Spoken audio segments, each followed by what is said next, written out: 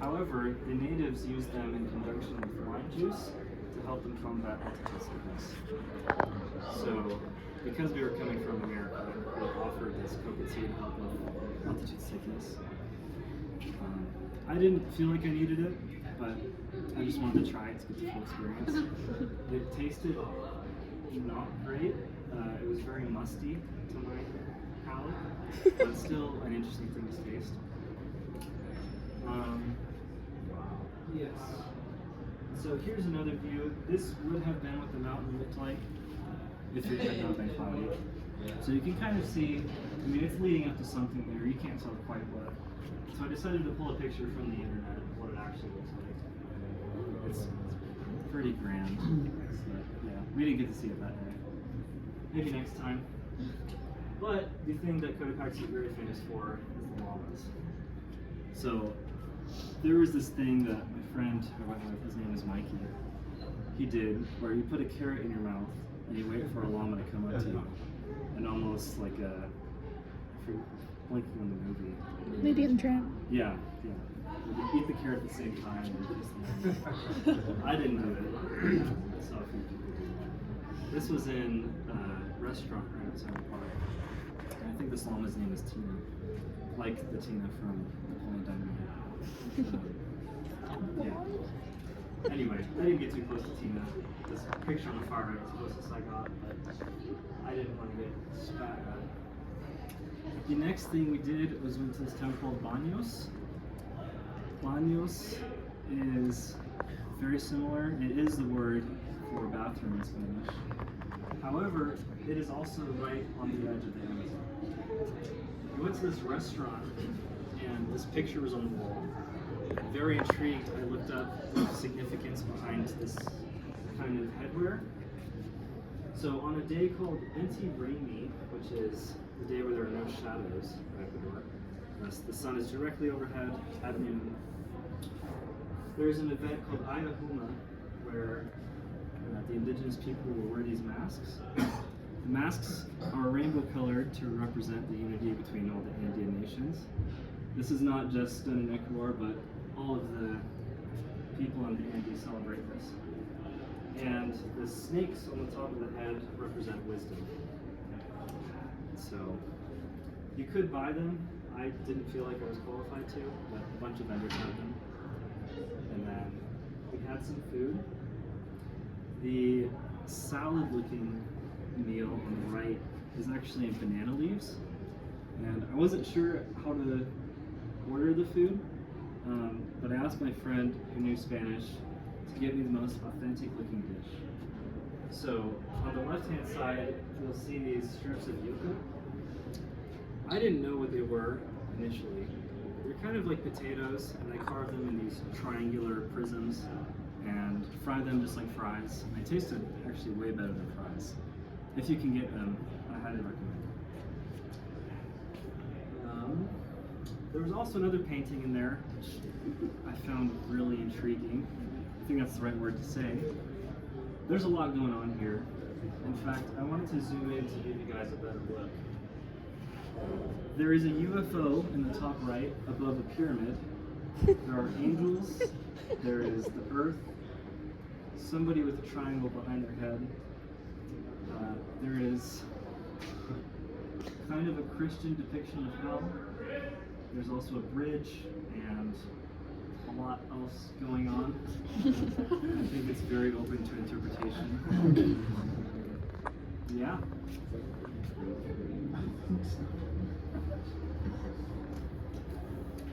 So, the trip to Baños was 3 hours.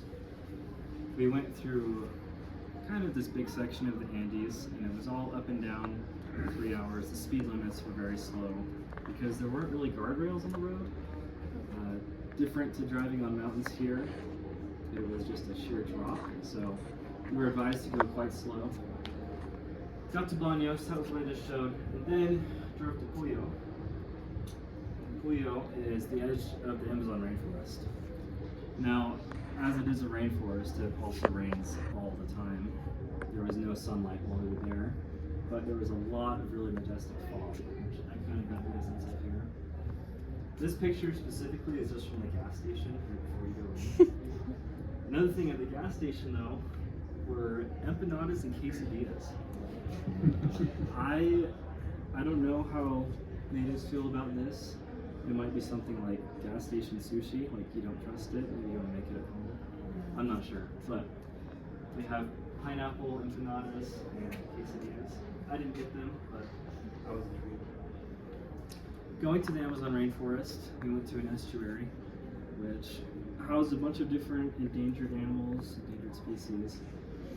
This first enclosure, although it doesn't show the exact animal, I wanted to point out this circular run right here. And so they actually let the monkeys crawl through these. So every enclosure has these tubes that connect to other ones. And if you're not careful, you'll get a monkey that kind of sneak up on you in one of these tubes. The far left is a picture of a pretty aggressive monkey. He just wanted to be let out. He's like holding on to the cage, just going crazy. I couldn't quite understand this sign. I also did not zoom in on it, which is unfortunate. But then there was also an enclosure for parrots. It kind of looked like they were in love. I don't know. Head on top of each other. And then there were the turtles. There's 4 of them in this picture doing something. Hard to say what. But they did blend in pretty well with the environment. Here's some more of the monkeys. They had this big banana, I'm not sure what you call it. Banana vine, banana cluster, yeah. Right next to it, and you can go pick some bananas. There's more for the monkeys though. And then we left the estuary, and I noticed there were a lot of stray chickens and roosters. You always see this in movies, but I'd never seen it in real life. There were just chickens running around. They wouldn't hurt you, they were pretty scared, but there were a lot of wild chickens. Just another surprise to me. For the people that like plants here are some cool plants from the Amazon. Very, very vibrant and green, and the contrast in color is much more significant in the Galápagos, but I wanted to note just how green these flowers are, these leaves are. I don't think the pictures do it justice, but it was extraordinary. And then I went to a waterfall. I regret jumping in because I think that's what got me really sick. They always tell you about the dangers of animals and amoebas and all different kinds of diseases in the Amazon because it is such a biodiverse place. I didn't think about that before I jumped in. Just felt like the right thing to do in the moment. It was really cold though, so I don't advise you to do that. After this, we went to meet the Waiori people. I didn't take any pictures, but I did take a picture of the food. I'd never had a whole fish before. Surprisingly, the skin was the best part. They salted it somehow. They left all the bones in. Definitely a different experience for me, but the food was significant. Then on the bottom of the plate, you'll see what looks like these banana slices. They're actually fried plantains. Cut like bananas, just the way that we do, like slice by slice. But they fry them and they taste like these fluffy chips. They're really, really good. The place that I was staying in Baños was this hotel. And I just wanted to highlight how resourceful they were. They have this basketball court here. They have a volleyball net in the middle. And then on each side they also have soccer goals. So I didn't make use of it, but I thought it was really good. You can see just how in the valley we are, because the mountain's like right there. It is huge. The last thing that we did was go on this hike up the mountain. I do have the video because I was fortunate enough to get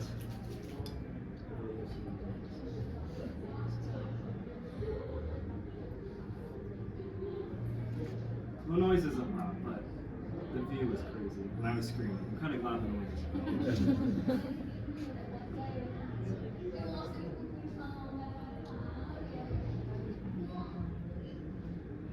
Yeah, anyway, was a swing. There was no guarantees that it would work. I could have fallen, but in the spirit of adventure, I figured, why not?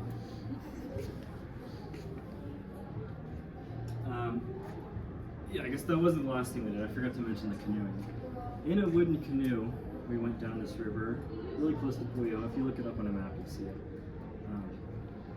It was pretty authentic. There was a guy rowing us in the back.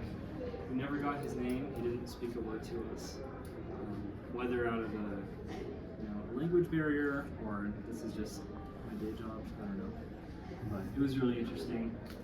The canoe almost tipped a few times, and he had to always switch to the other side and row it or tell us to kind of shift our weight this way. I have a few pictures from it. They're all kind of the same thing, but the river was really wide and very serene. Other than the bright orange life jackets, it was all this beautiful green, this flowing river. It was cloudy, but still really good experience. Yeah, more of the same thing. These were the canoes that we got in, and just kind of the riverbank. Yeah, I believe these were carved out of a tree. They don't put the pieces together. They get a tree and hollow it out. So it was really cool to ride in them, but I got quite wet. More pictures, the same thing, and then we went to see right on the edge of the Amazon how to make chocolate. And so they have all of these farms, and this guy, also didn't get his name, showed us how to grind up the cacao beans into this paste. Then you add sugar, then you heat it up, and then you can lather it on this banana leaf. And that paste, once condensed, is kind of what chocolate is.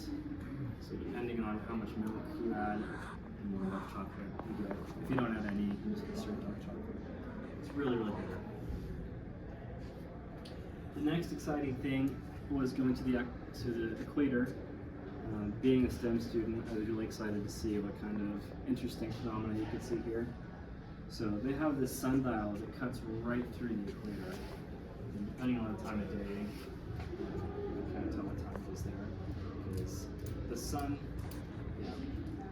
it's like right overhead. The temperature never changes there. It's a constant 80 throughout the year, which is much hotter than here. I didn't like it that much. And then the other thing was balancing the egg. So I wanted to pass this around. Turns out if you balance an egg at the equator, they give you a certificate. You have about 20 seconds to do it. So I thought it would be fun to recreate that. So after the talk, I've brought a nail and an egg, multiple eggs in case it breaks. But you can try and balance it. If you do, we'll give you a high five or whatever you want. But I thought it'd be fun to recreate.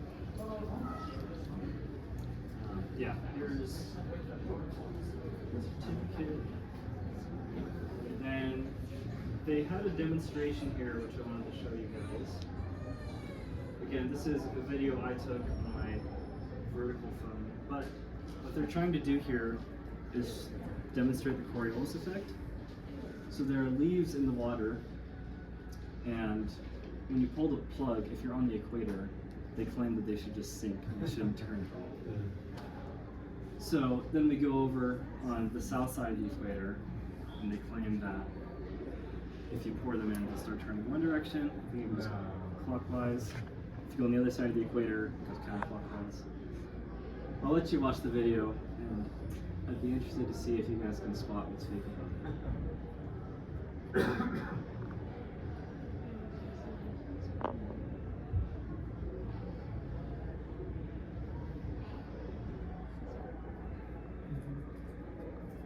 So this is on the south side.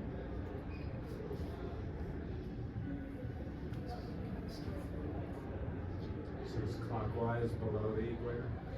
I believe so.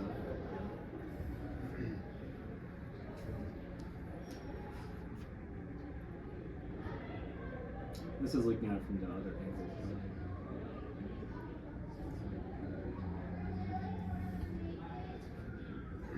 So the leaves did turn a different direction. And the positioning of the sink? Not necessarily the sink.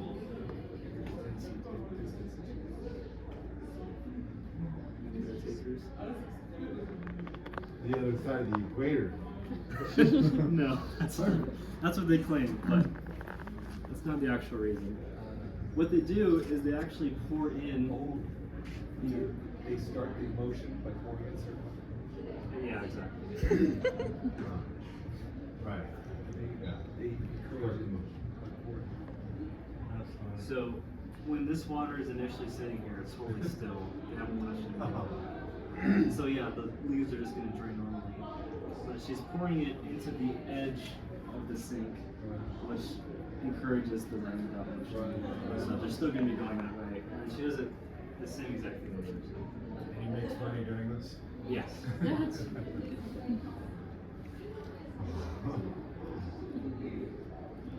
that's how to debunk leaf tricks. And then this is also a picture of the store at the equator. They had this really interesting mask or ornament. I wasn't too sure what to make of it, but it had the sun and the moon on it. Very symbolic in some cultures. I wasn't sure of the significance here, but it was quite interesting. They also had this monument or plaque dedicated to the equator. When the Spanish originally came there, I don't remember how long ago it was, but they initially set up this big monument and they drew a line through it saying this is where the equator is. Turns out the Ecuadorian government went there a few years later with military and GPS, and they said like, this is way off. And so yeah, they replaced all of it, made a new museum. This is the plaque. The museum is called Museo Imperial. Yeah, it's right on the equator. The next up on the list is actually going to the Galápagos. The first thing they have you do before boarding the plane is go through the screening. This was also the first place I saw which didn't have an English translation.